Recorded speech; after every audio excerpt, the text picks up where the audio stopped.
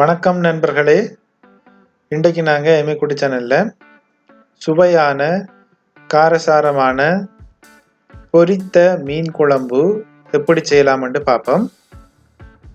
முதலாவதாக நாங்கள் ஒரு சட்டியில் வெட்டி வச்சிருக்கிற வெங்காயத்தை சேர்ப்போம். அதோடு ஒரு பச்சை மிளகாய் நடுவால் கீறிட்டு போட்டிருக்கிறோம். அதனோடு நாங்கள் எடுத்து வச்சிருக்கிற ஸ்ரீலங்கன் கறி மசாலா பவுடர் சேர்த்துருக்கிறோம். அதோடு நாங்கள் எடுத்து வச்சிருக்கிற கொர்க்கா புளி என்று சொல்லக்கூடிய அந்த குடம்புளி அதையும் சேர்த்து இப்போ நாங்கள் அதில் தண்ணியும் சேர்த்து நன்றாக கலந்து விட்டு கொதிக்க வைக்கலாம். கையால் நன்றாக கலந்து விட்டு கொதிக்க வைக்கலாம். நன்றாக இப்படி கலந்து விட்டு மூடி இந்த கலவையை நாங்கள் கொதிக்க விடுவோம்.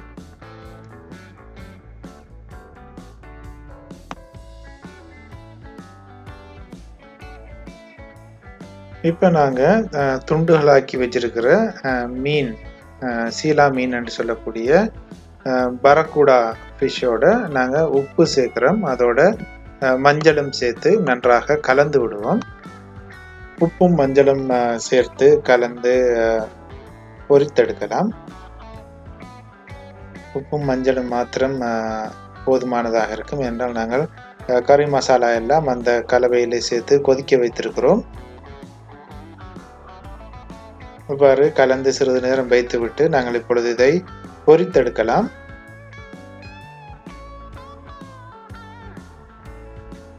சிறிதாக சேர்த்து நாங்கள் இதை ஒரு மீடியம் லெவலிலே பொரித்தெடுக்கலாம். மீன் துண்டுகளை இவ்வாறு நாங்கள் பொரித்தெடுக்கலாம். ஒரு மீடியம் லெவலிலே பொரித்தெடுக்க வேண்டும். இடையிடையே அதனுடைய பக்கங்களை மாற்றி மாற்றி போட்டு எல்லா பக்கமும் வேகக்கூடிய மாதிரி நாங்கள் திருப்பி போடலாம். எங்களுடைய மீன் இப்பொழுது அளவான பதத்திலே பொரிந்திருக்கின்றது. இதை நாங்கள் இறக்கி எடுத்துக் கொள்ளலாம்.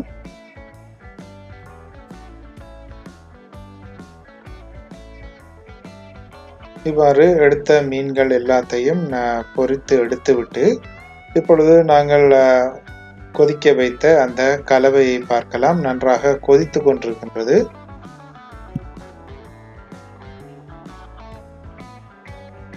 நன்றாக கொதித்து விட்டது. எங்களுடைய கலவை நன்றாக கொதித்து விட்டது.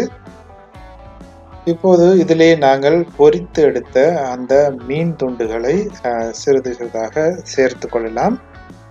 இவ்வாறு இந்த பதத்திலே நாங்கள் மீன்களை பொரித்தெடுத்திருக்கிறோம்.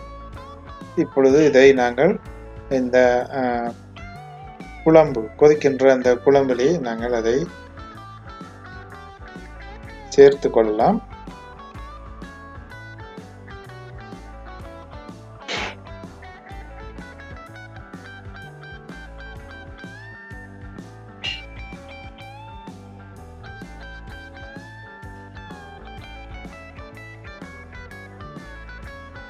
மீன்களை சேர்த்துவிட்டு அதனோடு நாங்கள் சிறிதளவு வெள்ளைப்பூண்டு சேர்க்கலாம். வெள்ளைப்பூண்டு சில பற்களை சேர்த்து மூடி வைத்து நாங்கள் கொதிக்க வைக்கலாம்.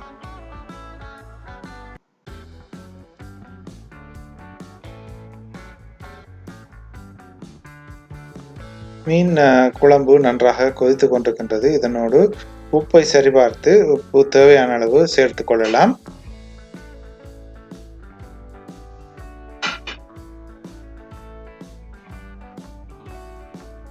மீன் குழம்பு நன்றாக வற்றி விட்டது. இப்பொழுது நாங்கள் இதனோடு எடுத்து வைத்திருக்கின்ற தேங்காய் பாலை கலந்து கொள்ளலாம். நாங்கள் தேங்காய் பால் எடுத்து வைத்திருந்தோம்.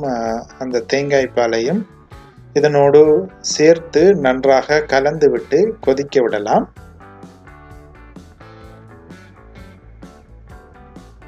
இவ்வாறு நன்றாக கலந்து விட்டு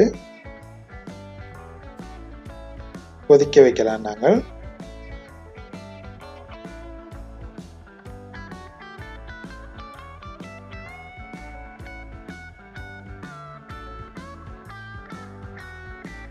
மீன் குழம்பு நன்றாக கொதித்து விட்டது. இந்த பொரித்த மீனிலே மசாலாக்கள் எல்லாம் நன்றாக ஊறி இருக்கும்.